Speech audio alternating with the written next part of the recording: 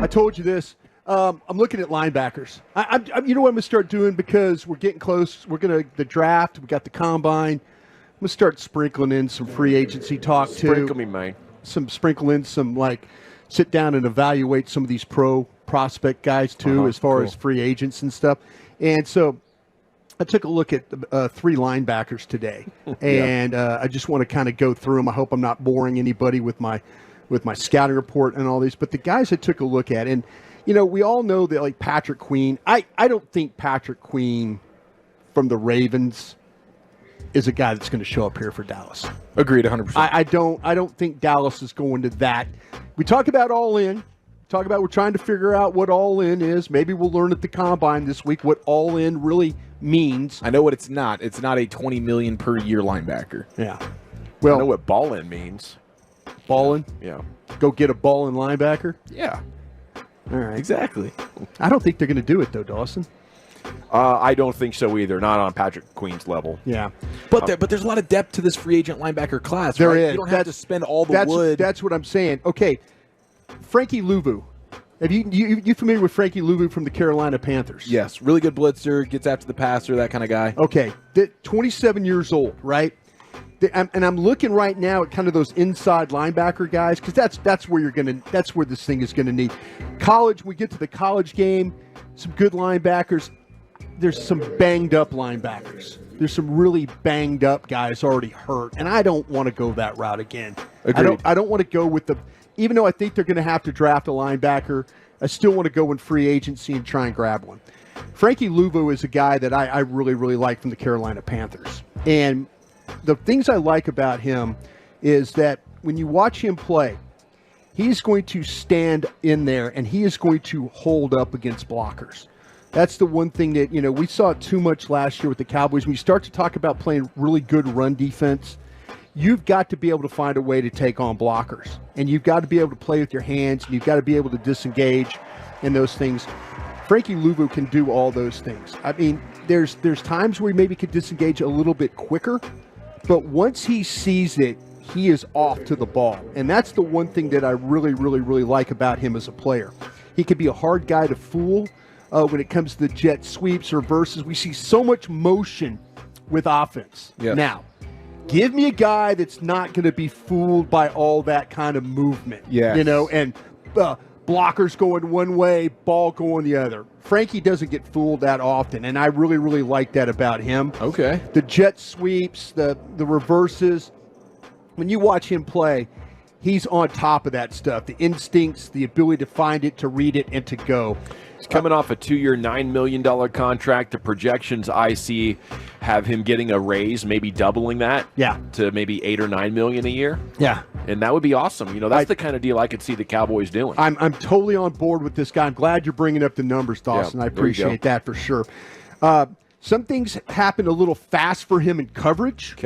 Okay? And when I mean happens fast, it's like he's looking at it and then backs out or balls out, and he's kind of caught, and then he reacts on that. It's not an all-the-time trait, but there were some snaps where I'm like, Frankie, quicker. See it quicker. You know that back's your guy. Go be that guy. Go get that guy. So that's the stuff that the run stuff I think is good for him. The pass stuff you mentioned about the blitzing stuff, he had a nice sack against the Green Bay Packers of shooting up through the gap, right there, and just exploding through the gap there, and then being able to go and get the guy down, with the quarterback, get him down on the ground. So you can use him as a blitzer. He's got some pop to him the way he plays. He's got the quickness you want for the close. I mentioned the sack against Green Bay, and he can really cover some ground when he's in that inside linebacker position of getting out to the sidelines. Right. Okay, cool. All right. The next guy I looked at was Azeez Al-Shaair, the player from the Tennessee Titans. Yeah, formerly of the Niners. Yeah, the Niners, yeah. He's the guy that I've been looking at as making sense. Like, I think he'll be pretty dang cheap. Okay, this is a 27-year-old player right now, and you watch him play, and I'll tell you what, this guy, he plays a ton of snaps. He's one of those guys that doesn't even come off the field. He's that kind of a player. Really quick reactions as a player. Mentioned covers a lot of ground. You see him avoid trash when there's blockers and stuff kind of in that, that he's having to deal with, he can find his way to fight through all that, get to the ball. He plays with leverage. I like that about him. He's not going to let the ball get outside of him. He's going to keep that outside shoulder free and be able to move to the football. He's not going to get hooked. And those are the things with linebackers. You don't want those guys to get locked up on people, and then all of a sudden the ball goes by them that way. I mentioned he could really close in a hurry in the running game. I think he needs a little bit more awareness and coverage, where Luvu, I think, sees it a little bit better. Al-Shaair, I think he's he's one of those guys that kind of needs a little bit more refinement with that, with the pass coverage stuff. Right, he's more of a run stopper. More of a run stopper, because he can close in a hurry in a running game. He could be a little hit and miss as a tackler, though. There's times where you'll see him wrap up, and then other times he just kind of throws his body into the ball carrier, and they bounce off him, and now there's more yards. Yeah. He needs to be a little bit more consistent when it comes to wrapping up as a tackler. So I'd like to see that. He will guess at times too, and you don't want your linebackers to always be those guys that are guessing, like, oh, ball's coming this side or ball's going that side, and he guesses which sides it's going to come to.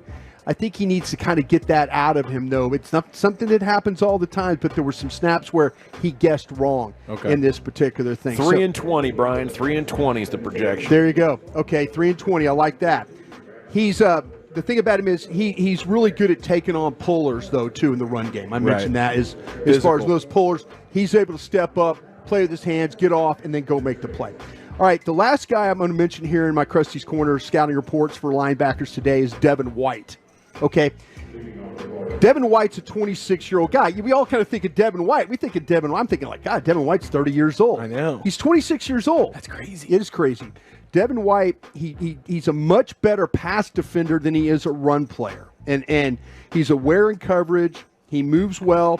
I've seen him be a step slow playing the run, getting to the outside. Now, you got to know about this. They use him as a blitzer. He's physical doing that. He covers some ground in the running game, but again, that step slow, got to be careful of that.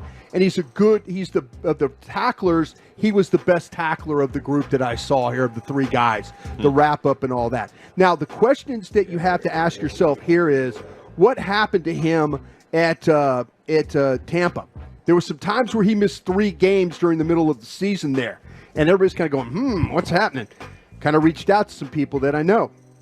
He was mentally checked out during the season at times. He was a little bit toxic in the locker room. Ooh.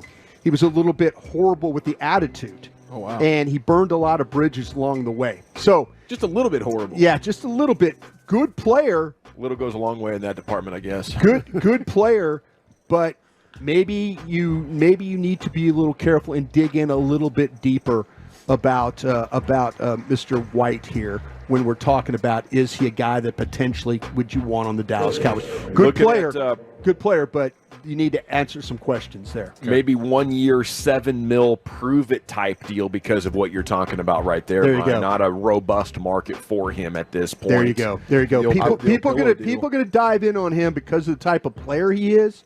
And then we'll talk about his running buddy, maybe tomorrow, about David, the linebacker that plays next to him, and then in some other positions as well as we go along this week in Surprise. They got to hit on one of these because I think they have at least 3 significant needs if they want to be a contender, and you can only be sure you're going to fix one of them with any amount of certainty in the draft with pick 24 there. So this is huge. Thank you, Brian. Thank you. Now, could I draw anything like these are random names that you're just throwing out there? Have you heard that maybe these guys are on the Cowboys I'm wish kind of list looking at guys that maybe the Cowboys could afford, or maybe that might be the route. Maybe the age, the number of years. I appreciate you filling in the blanks on the numbers for me. But I like I say, I'm not looking at the highest end of the guys. I'm trying to kind of get maybe player 2, 4, and maybe 7 for you right there. I see what you're doing there. Yeah, I like it.